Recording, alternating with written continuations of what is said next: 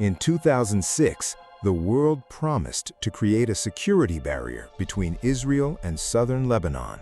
But almost 20 years later, Hezbollah rockets and drones continued crossing that same border. On paper, there was a buffer zone. In practice, entire communities in northern Israel began living with only a few seconds to run to a shelter and escape the aim of missiles. And when a border becomes vulnerable every day, the question stops being only diplomatic and becomes a matter of survival. The most serious part is that this crisis did not begin now. It was born from an international promise in 2006, which depended on something the Lebanese government was never able to guarantee: preventing Hezbollah from controlling its territory. How did an area created to prevent attacks end up becoming a corridor of threat to Israel? Why did a resolution by the United Nations, a new agreement in 2024, and the presence of international forces fail to contain an armed terrorist group in southern Lebanon? And when Israeli civilians remain at risk, how far can Israel go to guarantee its own security? Before answering, we need to go back to 2006, when the United Nations drew on the map a solution that seemed simple, but that in practice never managed to fully leave the paper.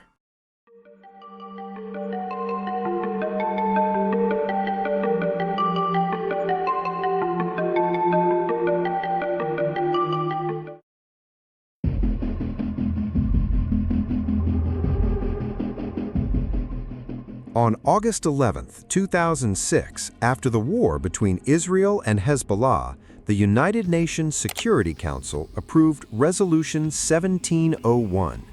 The text demanded the end of Hezbollah attacks against Israel and the end of Israeli offensive operations in Lebanon. The idea was to end the war and create a foundation for a long-term solution. The most important point was on the map.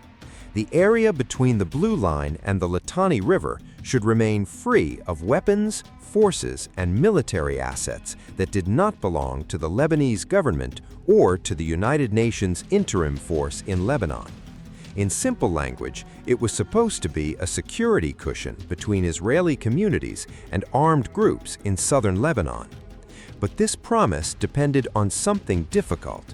The Lebanese state would have to control its own territory. The resolution reinforced that there should be no weapons without the government's consent, nor authority beyond the authority of the Lebanese state itself. But Lebanon is not an ordinary centralized state. Its political system is confessional, divided among communities such as Maronite Christians, Sunnis, Shiites, and Druze.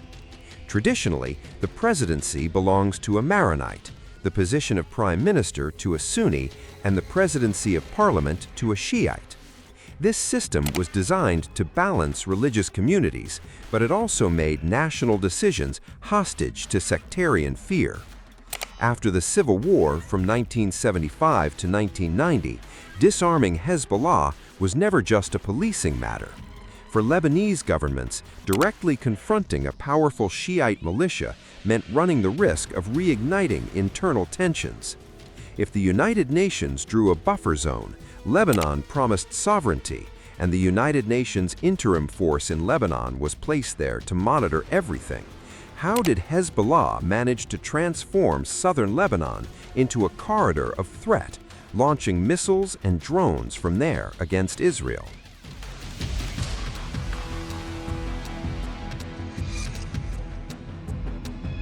Almost 2 decades later, the Cessation of Hostilities Agreement of November 27, 2024, repeated the same requirement. The Lebanese government should prevent Hezbollah and other armed groups from carrying out operations against Israel. It also reaffirmed that south of the Litani, only official Lebanese forces could maintain weapons, infrastructure, and military material. If it was necessary to repeat in 2024 what the United Nations had already said in 2006, it is because the rule existed, but reality continued to resist. The agreement described a concrete mission to dismantle unauthorized weapons production facilities, military positions, and infrastructure above and below ground. This is the most important visual detail. We are not talking only about fighters on the border, but about depots, routes, hidden positions, and possible underground infrastructure. A resolution can prohibit this. However, only an effective force on the ground can dismantle it. For this reason, the agreement provided for strengthening the Lebanese army and reaching 10,000 soldiers in the south with support from the United States and France. For Israel, security depended on a difficult sequence: the Lebanese government occupying the area, inspecting it, confiscating weapons, preventing Hezbollah's reconstruction, and sustaining this politically within a divided state. In 2025, Reuters showed that the Lebanese cabinet tasked the army to prepare a plan to limit all weapons to the forces of the state. It was a direct challenge to Hezbollah. Naim Qassem rejected the idea of imposed disarmament and stated that any decision about the group's weapons would have to go through consensus with Hezbollah itself. The key phrase is this: the Lebanese state could declare sovereignty. The problem is that Hezbollah still had the strength to negotiate the limits of that sovereignty. With Joseph Aoun in the presidency and Nawaf Salam in the government, Lebanon began seeking more diplomatic margin. But recent sources show that Beirut was still facing pressure from Israel, the United States, Iran, and Hezbollah itself. When the attacks resumed in March 2026, Israel obtained reasons to escalate. If the Lebanese government could not contain Hezbollah, then Israel correctly understood that it needed to create its own security zone. It is in this context that Israeli Finance Minister Bezalel Smotrich defended the Litani River as Israel's new border. The statement does not necessarily represent a formal decision of the State of Israel, but it shows an expanding logic. Transforming a buffer zone into a de facto border in the face of the failures of the United Nations and the Lebanese government to contain Hezbollah terrorists. The memory of the Golan Heights, Syrian territory annexed by Israel in 1967 after the Six-Day War, weighs heavily because it reveals the most sensitive historical precedent. Territory captured in war, maintained for security reasons, and later incorporated by Israel.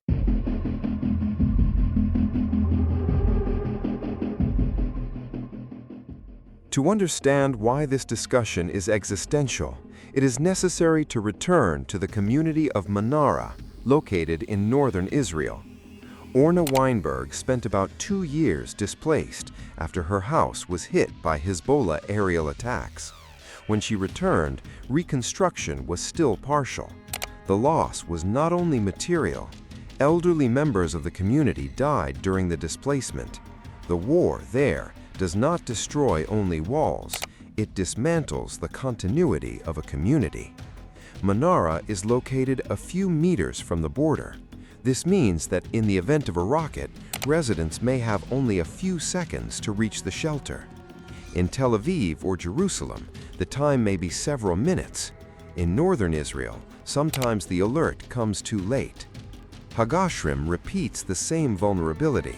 The community is located about 2 kilometers from Lebanon, and 1 resident was killed by a Hezbollah rocket in 2024. Even so, families decided to remain. The decision to stay does not eliminate fear. It shows that for these communities, abandoning the border would also be a form of defeat.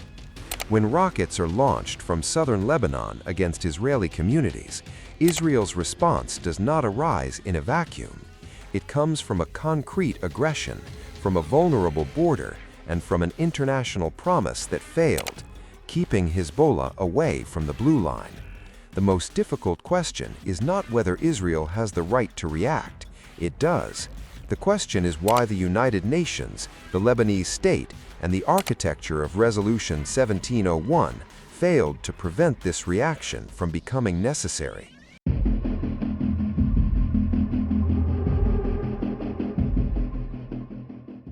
The central question becomes, what immediate alternative does Israel see when diplomacy fails?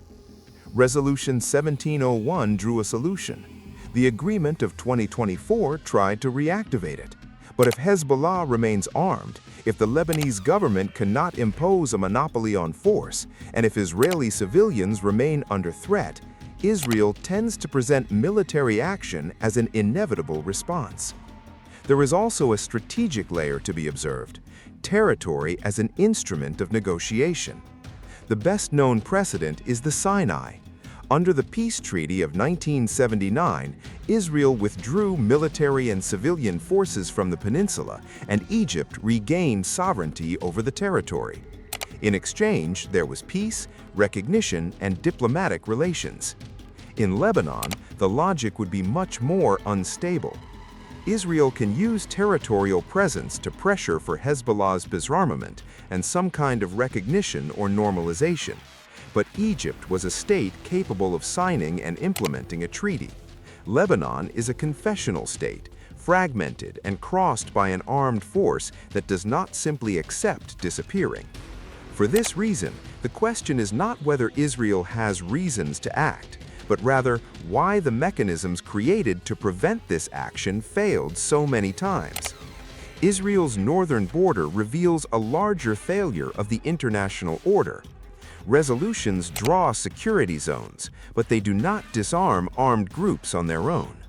When the buffer zone exists on paper, but Hezbollah rockets exist in the skies of Manara and Hagoshrim, the question stops being diplomatic and becomes immediate. Who will protect Israeli civilians now? If you enjoyed this content, leave your like and consider subscribing to the channel so you do not miss more analyses like this. And if you want to know how Ukraine managed to develop capabilities to hit energy infrastructure in deep points inside Russia, watch this video.